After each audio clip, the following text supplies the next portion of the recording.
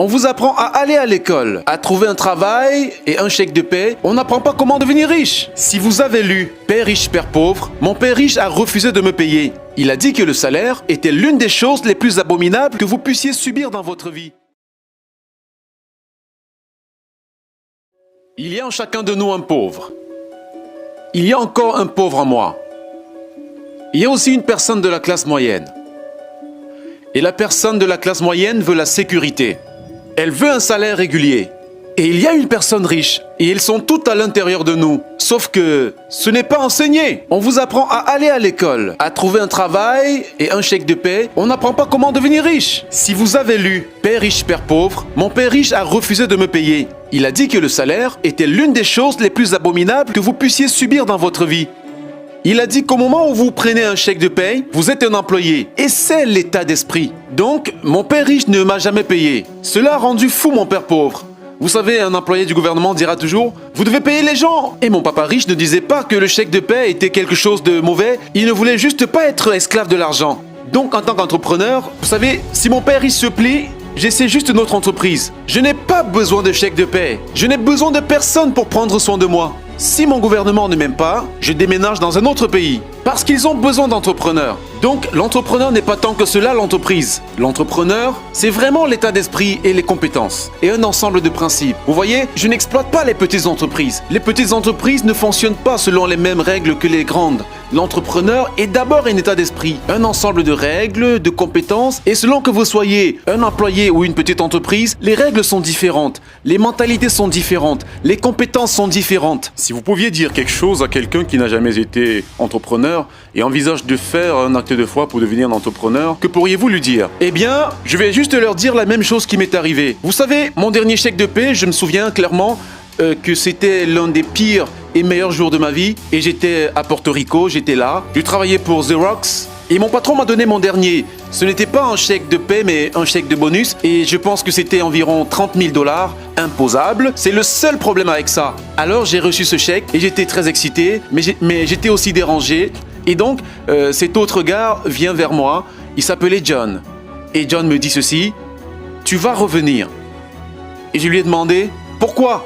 Il me répondit « Parce que tu vas échouer ». Je l'ai regardé et j'ai dit quelques mots grossiers parce que c'est ce qu'il a fait. Il a quitté Xerox, a échoué et il est revenu. J'ai répondu « Vous avez échoué et vous êtes revenu. Mais je vais échouer et je ne reviendrai jamais ». Et c'est ça l'attitude. Tu vois ce que je veux dire? Si tu dis « Eh bien, si j'échoue, je vais rentrer chez mes parents », alors c'est ce que tu feras. Donc, si vous échouez, c'est à ce moment-là que je suis devenu entrepreneur. Parce que je n'avais pas d'argent. Je n'ai pas eu d'argent pendant des années. Je n'avais pas de chèque de paie. Mais c'est ce que mon père riche m'a encouragé à faire. Il m'a appris que lorsque vous ne disposez pas de chèque de paie, vous êtes fâché, plus intelligent, et c'est un test de caractère. Deviendrez-vous un escroc, un malhonnête, un tricheur, un voleur, ou allez-vous devenir un meilleur être humain? Alors, c'est l'avantage de devenir entrepreneur. Vous découvrez vraiment qui vous êtes quand vous n'avez rien. Vous devez donc toujours regarder la situation dans son ensemble. Trop de gens regardent bien ce qui va leur arriver. Quand vous regardez la situation de façon panoramique, vous saurez également que lorsque quelque chose de mauvais arrive, quelque chose de bien va se passer. Mais vous devez être préparé à tout ce qui va arriver. Si vous pensez que les 20 prochaines années seront comme les 20 dernières années, vous allez être crémé. Vous savez, quand vous et moi allons au supermarché et achetons un carton de lait, nous vérifions toujours la date de péremption. Mais la plupart des gens ne vérifient pas la date d'expiration de leur cerveau. Au lieu de me désendetter, je m'endette. Je viens de refinancer 300 millions de dettes. Je suis passé de 5% à 2,5% d'intérêt. J'ai fait fortune. Chaque mois, plus d'argent entre parce que mon coût d'argent a chuté. Alors que certains experts financiers disent de se désendetter, moi, je demande d'apprendre à utiliser la dette. Vous voyez, quand je suis revenu de mon service au Vietnam en janvier 1973, la première chose que mon père riche m'a dite a été « Va à l'école pour investir dans l'immobilier ». Ce n'était pas l'immobilier, c'était comment utiliser la dette et les impôts. Les dettes et les impôts enrichissent les riches. Les dettes et les impôts appauvrissent les pauvres et la classe moyenne. Donc, tous les hommes riches qui sont médecins et avocats, où vous savez, ces gars-là se font crémer. Et ils ne savent pas pourquoi. Les médecins se font crémer? Bien sûr, ils gagnent plus d'argent mais ce qu'il ramène à la maison est moins. Vous savez, mon médecin m'a juste crié dessus qu'il était heureux et il a dit devinez ce que j'ai finalement gagné, 1 million de dollars. Et j'ai dit ouais, c'était il y a à peine 3 semaines. Et donc j'ai dit combien payez-vous d'impôts? Il a répondu 750 000 dollars d'impôts. Son net était donc d'environ 400 000 dollars. Ce n'est pas mal, mais quand je gagne 1 million de dollars, ce n'est pas mal. Mais quand je gagne 1 million de dollars, je gagne 1 million de dollars. Et la raison en est que je n'y arrive pas en travaillant pour de l'argent. Vous voyez, si vous travaillez pour de l'argent imposé, c'est pourquoi la leçon numéro 1 de Père riche, Père pauvre est que les riches ne travaillent pas pour de l'argent. Nous créons plutôt des entreprises en tant qu'entrepreneurs. Nous acquérons des biens immobiliers, je réinvestis en bourse. La raison est donc qu'en tant qu'entrepreneur, j'ai plus de contrôle sur mes revenus. Combien je gagne, combien je paye d'impôts. Parce que je suis un entrepreneur ainsi qu'un investisseur dans l'immobilier, je ne paye pas d'impôts. Donc, à chaque fois que je gagne, disons, environ 1 million de dollars, en tant qu'entrepreneur, je l'investis immédiatement dans l'immobilier. Et j'ai pas de 4 contre 1. Alors, je mets 1 million de dollars dans l'immobilier, je reçois 4 millions de la banque. C'est pourquoi j'aime les banques. Mais les banques abusent de tout le monde, vous savez, c'est terrible, mais bon pour moi. Je pensais que vous aviez dit que lorsque vous imprimez, c'était bon pour vous, mais quand vous imprimez, c'était mauvais pour des gens qui travaillent pour de l'argent. Parce que lorsque vous imprimez, les épargnants sont crémés. Et les gens qui travaillent pour de l'argent sont crémés. Quand ils impriment, les débiteurs deviennent riches. Vous voyez, la dette et les impôts rendent les riches plus riches et la dette et les impôts appauvrissent les pauvres et la classe moyenne. Lorsque nous avons des idées obsolètes, nous aurons des résultats obsolètes. Alors que se passe-t-il pour la plupart des gens? L'idée d'aller à l'école, trouver un emploi, travailler dur, d'économiser de l'argent, sortir de la dette, d'acheter sa maison parce que c'est un atout et d'investir à long terme, c'est dépassé. Le monde a changé. Le monde a changé en 1971 lorsque le président Nixon nous a retiré de l'étalon or et l'argent est devenu une dette. Et si nous nous débarrassions de l'école, que se passerait-il? Non, je dis que l'éducation était plus importante avant. Elle est simplement obsolète. Vous savez, il y a la loi de mort qui stipule que l'information double tous les 18 mois. En d'autres termes, tout est obsolète tous les 18 mois. Donc c'est un phénomène récent. Alors, quand tu sors de l'école, tu es déjà obsolète. Et c'est pour cela que je suis le vieux.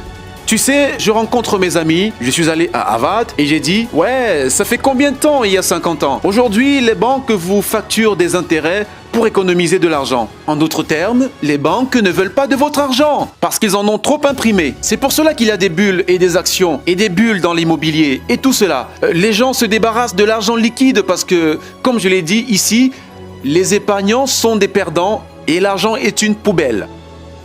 Et pourtant, les gens disent « Eh bien, je veux un emploi bien rémunéré. » Eh bien, c'est une idée obsolète.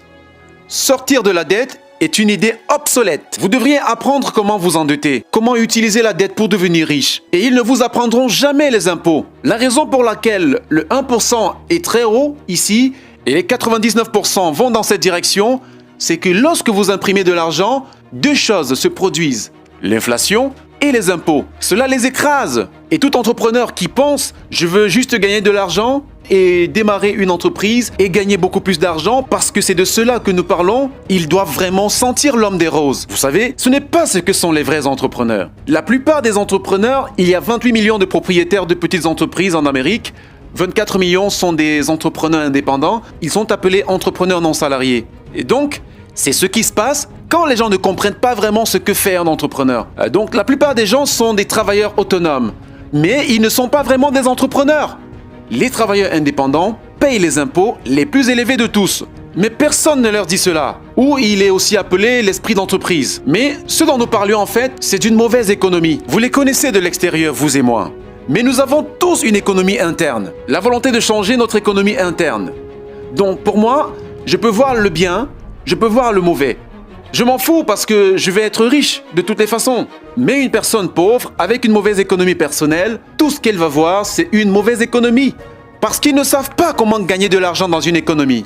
Et une personne de la classe moyenne a une économie de la classe moyenne. Vous savez, ce qu'elle veut, c'est une belle maison, un salaire régulier, le travail, la voiture. Et donc, lorsque vous leur ôtez leur travail, c'est un désastre. Eh bien, comme un entrepreneur n'a pas de travail, de toutes les façons, ce n'est pas grave. Alors, tout ce que je dis aux gens, et c'est ce que Bucky Fuller m'a appris, il y a toujours deux côtés. Vous voyez ce que je veux dire? Vous savez, utiliser le pluriel, c'est au moins deux. Donc, si vous pensez que l'économie est mauvaise, c'est parce que votre économie est mauvaise.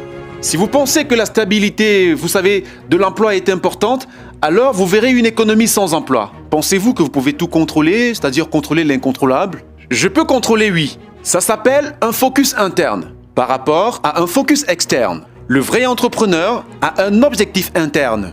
Mais s'il tombe, il dit c'est pas si mal, je vais monter beaucoup plus haut. La personne moyenne tombera et dira oh, je vais prendre Prozac. Ou quelqu'un a des erreurs. Toutes les erreurs ne comptent pas. Les erreurs comptent. Cela signifie que vous ne saviez pas quelque chose. Mais un vrai entrepreneur, qu'il tombe ou qu'il parte, il peut toujours monter. Il peut se relever et aller plus haut. Peu importe ce qui lui arrive. Il est devenu plus fort et meilleur, plus intelligent et plus heureux. Mais une personne avec un état d'esprit interne faible a tellement peur de ce qui se passe. Cela arrive généralement. Comme vous savez, les gens qui ont peur de perdre leur emploi perdent généralement leur emploi. Tu vois ce que je veux dire? Sans doute parce que tout vient de nous. Ouais, donc le premier travail d'un entrepreneur est de contrôler tout ce qui se passe à l'intérieur et non pas à l'extérieur. Au moment où vous prenez ce chèque de paye, vous êtes un employé. Vous devez être plus fort que cela. Il s'agit d'un contrôle interne.